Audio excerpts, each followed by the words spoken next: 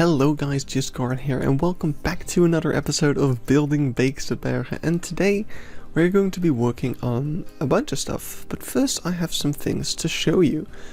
Off camera, in the last episode I mentioned that I was going to be working on finishing off some habitats we've been working on, and today I added some rocks. You can see 2D line exhibit, which kind of is step one of finishing that, and I also added this little catching net thing. Oh god, what did I click? So you can see I added this little kind of support or catching mechanic thing which prevents people from falling off into the lion exhibit, which is also there in real life. So that's finally in. I procrastinated doing that for so long. So now that all that's left for the lion exhibit really is just some fencing over here on this like little car bridge, which just needs cleaning up in general.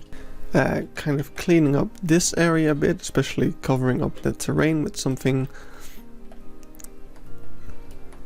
as well as general planting and foliage, which is kind of a theme for the entire zoo. It's something that needs to be done, but I'm kind of holding off on it until spring or summer, which at time of recording, you give it a month or two, maybe three, and by that time I will be visiting the zoo again probably, and getting some references of the zoo in spring, summer, just when the foliage is out, because right now everything's barren and I can kind of make out where a lot of trees are, and I might do some things based on that, like I suppose a safari is doable. It's mostly birch on this side and some other types of trees on this side. Not sure which, I think oak, but I'll have to take a better look at the pictures. Yeah, I just want to get some pictures of it when it's blooming, because right now, especially in areas like this, where there's a lot of, in my reference photo, I just see some branches sticking out, and I don't know how full of life those branches are actually meant to be. But the most important thing I want to show today, and that is this. So this is kind of the next thing I want to finish, but you can see something pretty cool in here, and that is I have installed a mod that turns Bengal tigers into jaguars. And now this is a Persian leopard exhibit, but at least jaguar has the spots that I want. So I'm gonna keep this for now. He looks fantastic, like it's a phenomenal mod, and I'll link it in the description, I guess, if I remember to do that. He looks so sick. So yeah, that kind of makes this exhibit a bit more true to life, which is fantastic. Now, in a similar fashion, I have downloaded another mod that turns these ones. Oh wait, I have the UI off. No, not the rhinos. These ones. These are African buffalo. I knew it the moment I clicked the animal trading thing. African buffalo, and this mod turns all the female ones, so it keeps the males the same, but it turns the female African buffaloes into Watusi. Yeah, it's ankle Watusi, or Watusi cows, or Watusi cattle. I'm not exactly sure what the complete correct name is or the pronunciation of it. What are you doing? You know what? Just keep it up. You're doing great. But that is for this kind of area, and I really quickly threw this together. Like I did this in under an hour, and it's really bad and needs a lot of work still. But basically, I feel like they should have this sort of area to themselves. I know that over here is kind of a division to kind of keep them out and keep the other animals that are also in this exhibit or habitat, give them some space of their own. But I also know that 99% of the time they spend their time over here. Also, There is a gate over here and a gate over here, which are pretty much always closed as far as I'm aware, so they can actually not leave this area. But what kind of conflicts that is that the indoor exhibit of the rhinos, at least, is over here, because the rhinos and the cattle share the same space, as well as some other animals that are in there. Now, of course, I thought I'd just give them the entire space, but there's many issues that came along with that. First of all, the rhinos could destroy the chain link fences that I had around, so and they did frequently. So if we want to have rhinos in here, we need this sort of barrier. That's kind of issue number one. Issue number two is that I had staff paths here. Similar to the first safari area, we had staff paths kind of going through it, but we couldn't because they would be afraid of the animals. Now, after closely evaluating the reference photos, I could tell that the primate house was fenced off from this area, but the flamingo habitat is definitely connected to it. So right now, it's actually its own little island again. Or not again, but similar to the first primate house. It's this own little island with, and I'm pretty impressed with how I've managed to hide these staff buildings. Of course, the guests don't like it at all, but I thought it was really clever. It works. But I have found come up with a solution that kind of fixes all the problems and also makes this unnecessary. And I really hope it works. I'm gonna try it. It's gonna be one of the next things I try. Basically, I want to make the Putu cattle and rhinos on this field, and kind of put the gate over here, close this off so that they cannot leave this field. Aesthetic, everything is fine that way. Then on this field, I'm going to be putting springbok and potentially also the Thompson gazelle. These animals actually have the property that guests can enter their exhibit or habitat. So hopefully that means that staff won't mind having to walk through the habitat. So that's kind of the thing I want to test. Because if that is the case, then it won't matter that the staff has to walk through that habitat to get to the flamingos. Just ignore the breakdown in the safari front. Alright then, here we are with the first update. I have mainly worked only on this plane, and what you can see over here are actually the Indian rhino, because we don't actually have an African rhino. I'm having to use the Indian one. But over here we have the Watushi cattle, and I think he looks pretty great.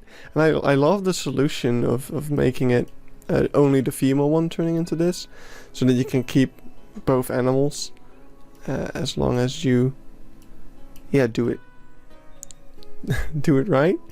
So yeah, that's them. I only have one of each at the moment because I was just testing out their navigatable, traversable should have just used the correct term in the first place, the traversable area. And what you can see that I've done, other than that's what they've done, I guess. Oh wait, I shouldn't do it like that, because that's gonna ruin everything. I've got this grass set up around the fences over here, which is more important than you might think. Now, the rhinos are a huge pain in the bum, because they like to destroy these chain link fences. So to prevent them from being able to do so, I need to make sure that they can't actually get to the fences. And the way I'm doing that is using this upside down elephant grass. Now the elephant grass has a pretty huge hitbox, which is, I think, often kind of a complaint. But in this case it works totally in my favor. because it is preventing these animals. Oh god, no, I pressed the grid.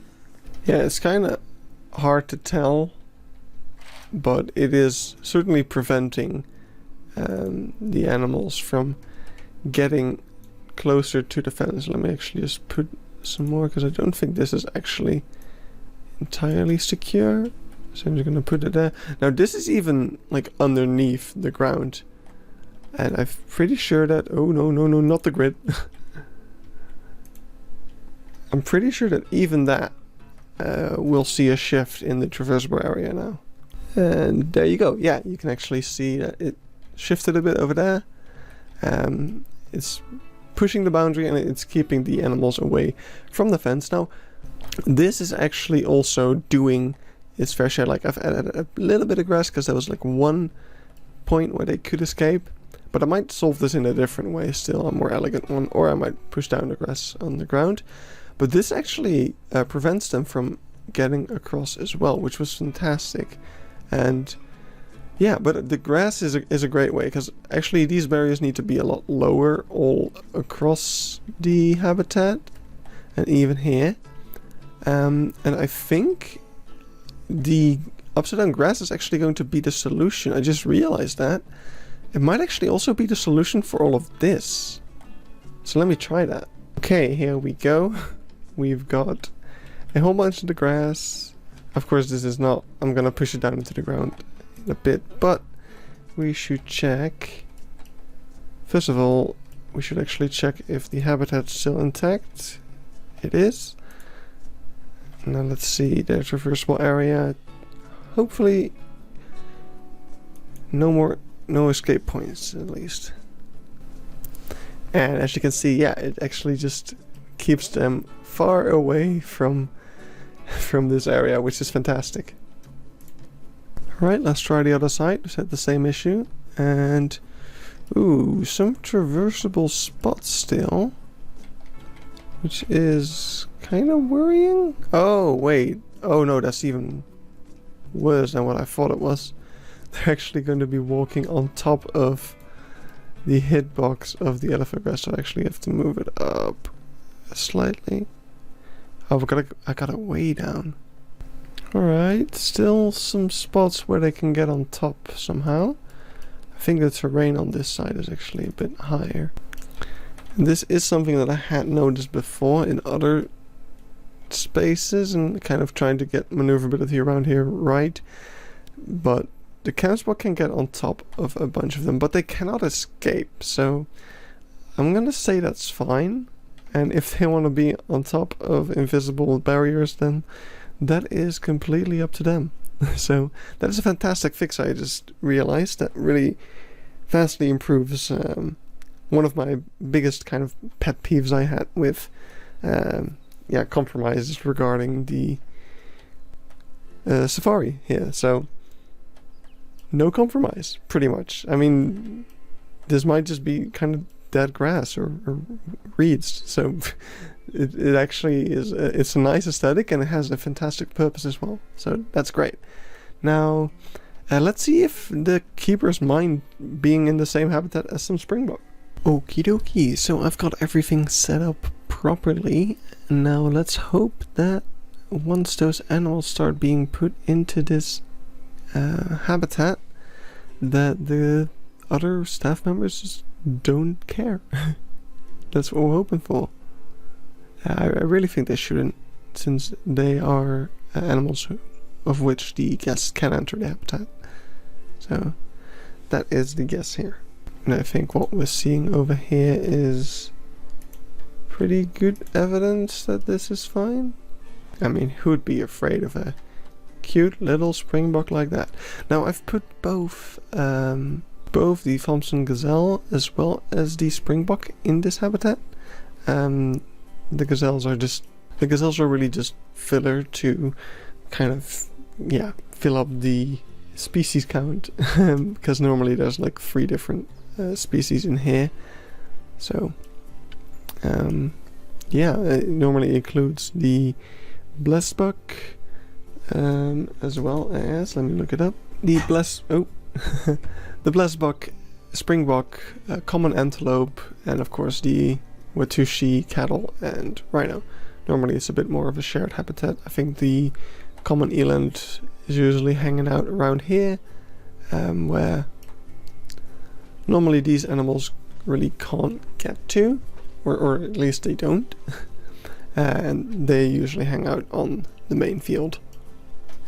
And then on this field you'd have the blesbok and springboks.